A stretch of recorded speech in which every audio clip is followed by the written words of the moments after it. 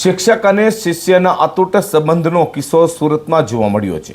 સુરતના કઠોદરાની સરકારી સ્કૂલના શિક્ષકની સિક્યુરિટી ગાર્ડ કૌભાંડ મામલે બદલી કરાતા વિદ્યાર્થીઓએ રસ્તા પર સૂઈ જઈ ચક્કાજામ કરી વિરોધ કર્યો છે। સુરતમાં શિષ્ય અને ગુરુના અતૂટ સંબંધના દ્રશ્યો સામે આવ્યા છે। વાત એમ છે કે સુરતના કઠોદરાની સરકારી શાળામાં શિક્ષકની બદલી થતા બબાલ સર્જાઈ હતી। સરકારી શાળાના શિક્ષક અલ્પેશ સરની સિક્યુરિટી ગાર્ડ કૌભાંડ મામલે બદલી કરાઈ હોય, જેને લઈને વિદ્યાર્થીઓ દ્વારા વિરોધ કરાયો હતો। વિદ્યાર્થીઓ સાથે વાલીઓએ પણ ચક્કાજામ કર્યો હતો અને વાહનો સામે વિદ્યાર્થીઓ રસ્તા પર સૂઈ ગયા હતા।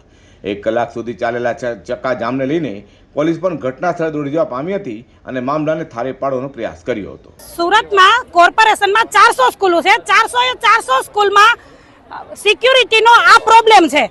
3 નામ અને કાં તો એક કામ કરે કાં તો 2 કામ કરે। આ જમાનામાં 5000 ને કોઈને પોહાતું નથી। 5000 પગારમાં એટલે બધી જગ્યાએ આ છે। 2 પારી એક વ્યક્તિ કાં તો ભરે અને કાં તો એક વ્યક્તિ ભરે કાં તો 2 વ્યક્તિ ભરે।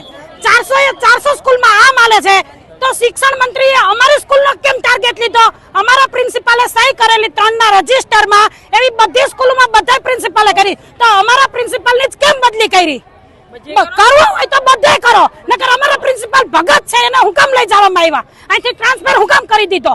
સાચો હતો તેને ટ્રાન્સફર કરી દીધો, કારણ કે ઉપરી લેવલના હોદ્દાવાળા બધા એની ખુરશી છોડી ન શકે એ માટે અમારા સ્કૂલના પ્રિન્સિપાલને ખુરશી ખેવી નાખી। એ બધાને કોઈને ખાવું નથી, એને હવની ખુરશી પ્યારી છે। આ કારણ અમારા પ્રિન્સિપાલને પહેલા અહીંયા મૂકો અને ન મૂકો તો સુરતની 400 સ્કૂલના પ્રિન્સિપાલને બધાને બદલી કરો। સિક્યુરિટી ગાર્ડ કૌભાંડ મામલે શિક્ષકની બદલી કરાઈ હોય, જેને લઈને વિદ્યાર્થીઓએ વાલીઓ સાથે મળી શિક્ષકની બદલીનો વિરોધ કર્યો હતો।